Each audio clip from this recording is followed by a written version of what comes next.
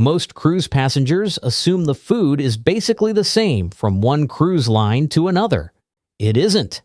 After analyzing hundreds of recent passenger reviews, cruise community discussions, and real-world cruiser feedback, one thing became clear. The gap between cruise lines is much bigger than most people realize. Some are still delivering incredible value. Others seem determined to charge extra for things that used to be included. And in some cases, passengers are paying thousands of dollars for a cruise experience that no longer matches the marketing. So today, we're ranking the 10 biggest cruise lines from the worst free food value to the absolute best. And some of these placements are going to be highly controversial. Let's start with the line that finished dead last. Number 10. Costa Cruises.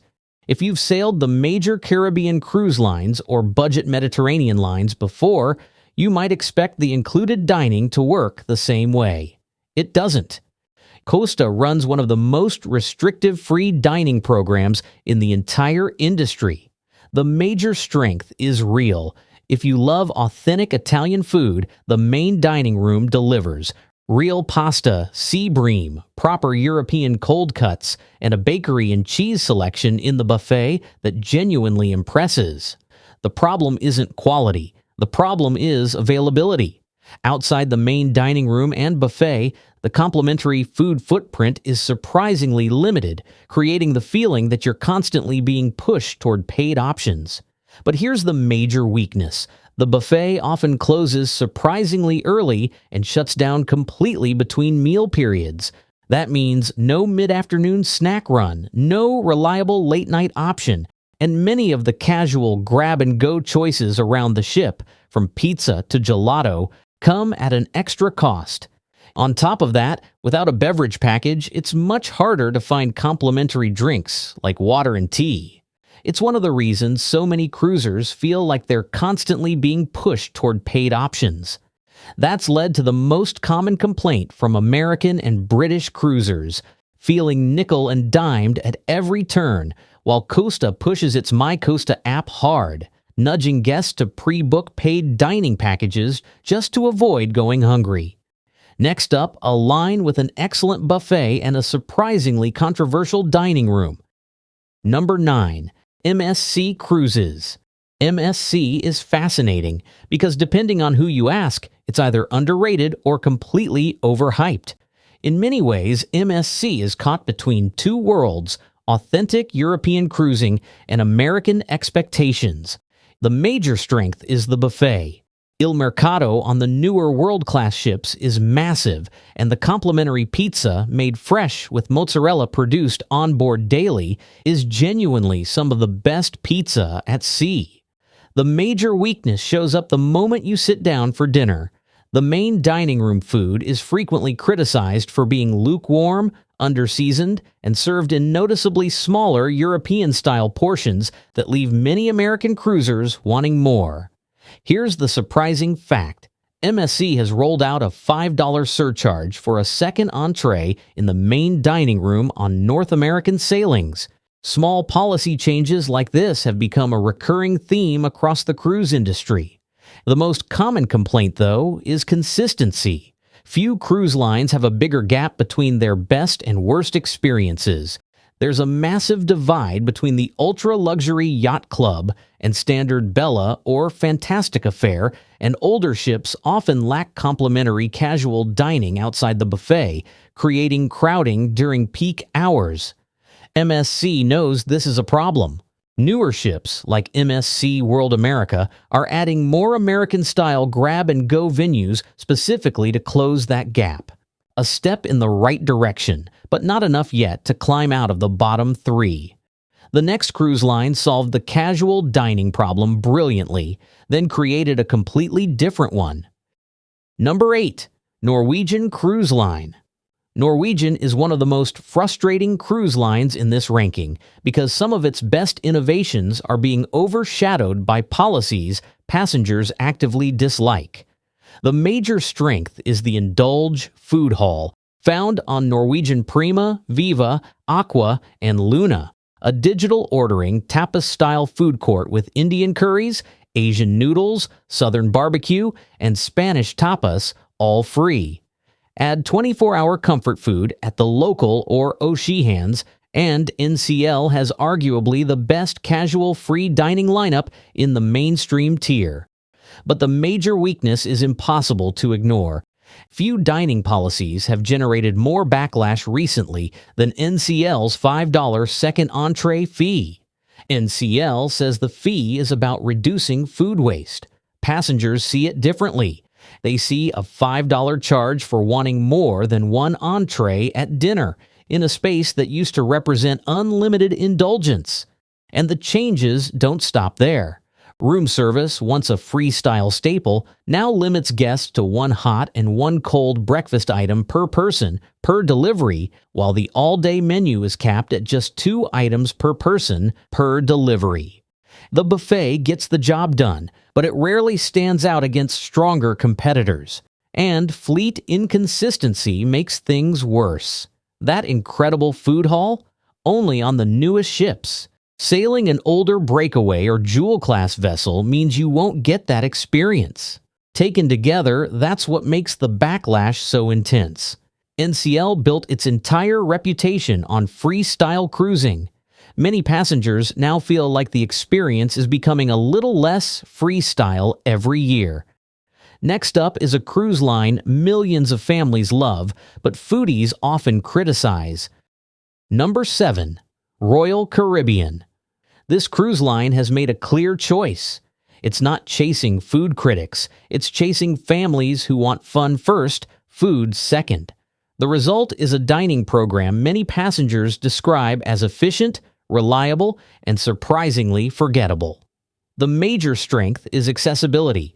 On Oasis and Icon-class ships, complimentary food is everywhere. El Loco Fresh for Mexican food, Sorrento's for reliable 24/7 pizza, the Boardwalk Doghouse, and Cafe Promenade, all strategically spread throughout the ship. The Windjammer Buffet shines too, offering one of the widest selections of complimentary food at sea.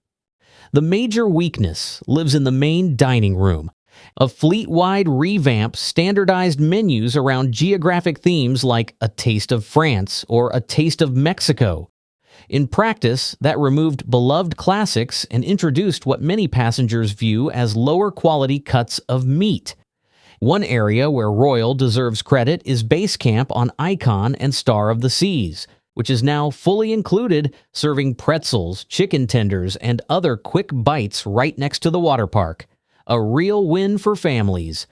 The most common complaint comes from experienced cruisers who say the main dining room now feels more like high-volume corporate catering than an actual dining experience. There's also a real side effect worth noting. A mediocre main dining room quietly pushes passengers toward Royal's highly profitable specialty restaurants, like Shop's Grill. The catch is that much of Royal's dining success depends on the ship. Oasis and Icon-class vessels offer an impressive spread of complimentary venues, while older Vision and Radiance-class ships rely much more heavily on the main dining room and Windjammer. Sometimes the lines with the happiest passengers aren't the ones serving the fanciest food. Number 6. Carnival Cruise Line. Carnival gets stereotyped as the budget party line. But in one specific category, free, fast casual food, Carnival basically dominates the entire mainstream cruise industry. The major strength, Guy's Burger Joint, is widely considered the best complimentary burger at sea. Add Blue Iguana Cantina for made-to-order breakfast burritos, Shaq's Big Chicken on newer XL-class ships, Guy's Pig and Anchor Smokehouse, and 24-hour pizza. And you've got an enormous, no-reservation, free comfort food lineup that's hard to beat. The Sea Day brunch in the main dining room with steak and eggs or gourmet French toast is a beloved tradition too. The major weakness is the opposite end of the ship. The Lido Marketplace Buffet, consistently ranked among the weaker traditional cruise buffets, with repetitive menus and rough crowd flow at peak hours. Here's what makes Carnival controversial. If this ranking were based purely on passenger happiness, Carnival would probably finish even higher. And yet, Carnival has one of the same policies passengers criticize on other cruise lines, a $5 charge for additional entrees in the main dining room. The difference is that it doesn't kick in until your third entree, not your second. The most common sentiment is surprisingly simple. Carnival understands exactly what its audience wants: high-quality comfort food, plenty of variety, and no complicated dining strategy. It isn't trying to impress food critics. It's trying to make passengers happy. And, according to the reviews, it's doing a pretty good job. But if Carnival wins on comfort food, the next cruise line wins on culinary execution. Number 5. Princess Cruises. Princess is a tricky one because the food itself is genuinely excellent. In fact, Princess doesn't have a food quality problem, it has a packaging problem. The major strength is scratch-made cooking. Both the buffet and main dining room are top tier, and the International Cafe, open 24 hours in the ship's piazza, offers premium sandwiches, salads, and desserts at no extra cost. Main dining room menus rotate constantly to avoid fatigue, which traditional cruisers love. The major weakness, though, is entirely manufactured. Venues that used to be totally free, like Alfredo's Pizzeria, Gigi's Pizzeria, and O'Malley's Irish Pub, now carry a $14.99 cover charge if you're booked on the standard base fare. You only get them included if you upgrade to Princess Plus or Princess Premier, which run roughly $65 to over $100 per day. Here's where things get confusing. Most cruise vloggers and travel writers sail with those upgraded packages already included. So when they tell you Princess Pizza is free, they're not lying. They just aren't sailing the same fare you booked. The most common complaint is exactly that disconnect. Ocean delivery now requires a paid activation fee for standard fare guests, reinforcing the feeling that more and more of the cruise experience sits behind an upgrade. The food itself is excellent. What frustrates passengers is the pricing structure around it. Whether Princess feels like one of the best food lines at sea or an endless upsell machine depends largely on which fare you booked. Princess proves that great food and passenger satisfaction aren't always the same thing. This next cruise line delivers both. Number 4. Celebrity Cruises. Celebrity sits in a sweet spot, upscale enough to feel premium, accessible enough to still be mainstream. More than any other cruise line in this ranking, Celebrity's complimentary dining feels intentionally upscale. The major strength is the Ocean View Cafe, widely considered the best buffet in the premium cruise market. Many passengers don't even think of it as a buffet. It feels more like an upscale international food hall with rotating global stations, made-to-order stir-fry, and an extensive carving station using fresh ingredients. It's so good that many passengers skip the main dining room entirely and eat there instead. The main dining room is just as impressive.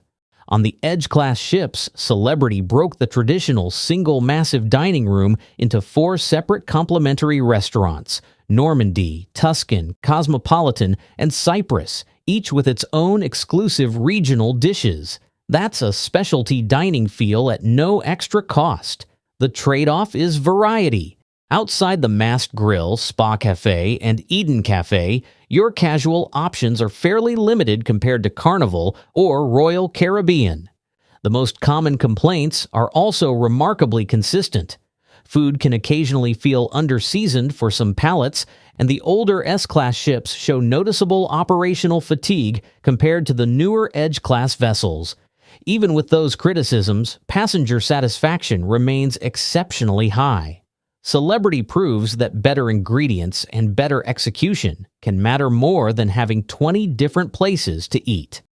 Most cruise lines treat dining as a necessity. The next one treats it as an experience. Number 3. Disney Cruise Line. Disney charges a serious premium for its cruises. The free dining program is one of the clearest reasons people keep paying it. The major strength is rotational dining. You rotate through 3 themed dining rooms across the cruise, while the same serving team follows you the whole time, remembering your allergies, your drink order, everything. Disney essentially treats dining as an extension of its entertainment experience. The execution is genuinely unmatched. Roasted lamb shank, sea bass, and an excellent beef pot roast are fan favorites. What's surprising is how generous the casual side is too. Room service is complimentary, and basic beverages, including fountain sodas, are included in your fare, which is rare across major lines. Mickey's Festival of Foods on the newer ships, the Wish, Treasure, and Destiny, serves genuinely excellent free tacos, barbecue, and chicken tenders right on the pool deck. The major weakness is scheduling. The buffet doesn't operate for dinner, so at night you're choosing between formal rotational dining or quick service pizza and burgers. And the most common complaint passengers raise? The free pizza on Disney is underwhelming compared to MSC or Princess. Consistency, though, is arguably the best in the entire industry. A meal on the decades-old Magic is prepared with the same care as one on the brand-new Destiny. And that's really what passengers are paying for. Disney charges a premium up front, but in return it largely removes the constant nickel and diming that frustrates cruisers elsewhere. The next cruise line rarely gets mentioned in food debates. It probably should. Number 2. Holland America line. If you haven't sailed Holland America, you might be overlooking the cruise industry's biggest culinary sleeper hit. This is the line almost nobody talks about when discussing food. No giant water slides, no roller coasters, no flashy marketing campaigns. Yet among experienced cruisers, Holland America has quietly built one of the strongest complimentary dining programs at sea, and one of the most fiercely loyal followings in the industry. The major strength is the main dining room. In passenger reviews, Holland America consistently earns some of the highest ratings for traditional cruise dining anywhere in the mainstream market. HAL's Port-to-Plate Global Fresh Fish program, with Chef Masaharu Morimoto serving as its fresh fish ambassador, helps ensure the seafood is sustainably sourced and remarkably fresh. Salmon, grouper, and other seafood dishes are frequently cited by repeat passengers as a standout part of the experience. The buffet is just as strong. Many hot buffet items are served by crew members rather than self-service stations, helping maintain presentation and consistency.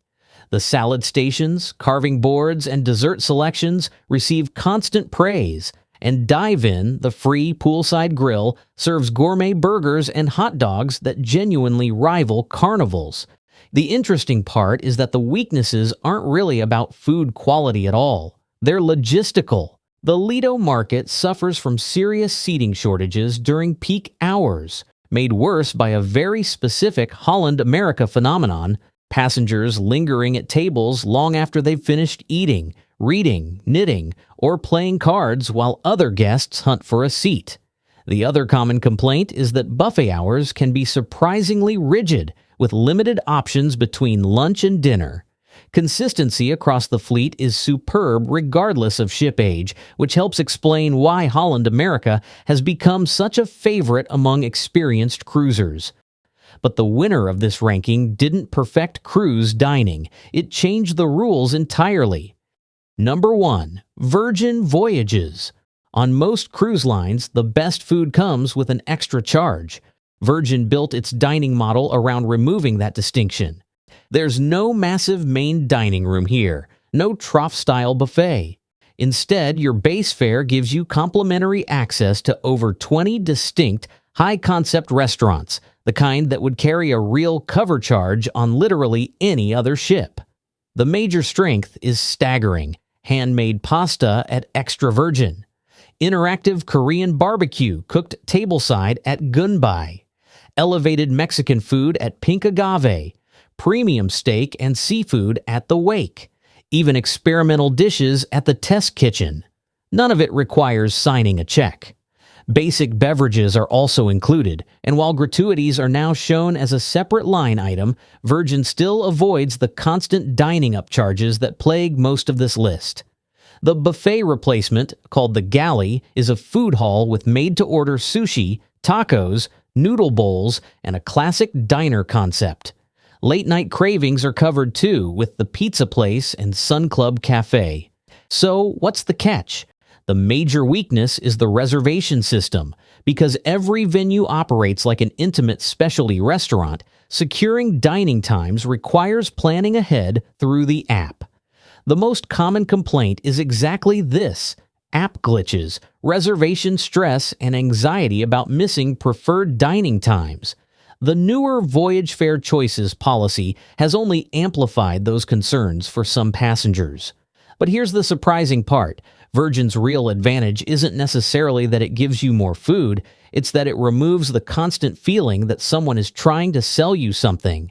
By building the true cost of dining directly into the upfront fare, Virgin fundamentally changes how passengers feel on board. You're not being upsold every time you sit down. You already paid for it.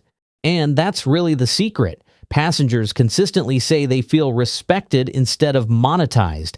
That's also the biggest lesson from this entire ranking. The best food isn't always about what's served on the plate. It's about how many extra charges stand between you and that plate.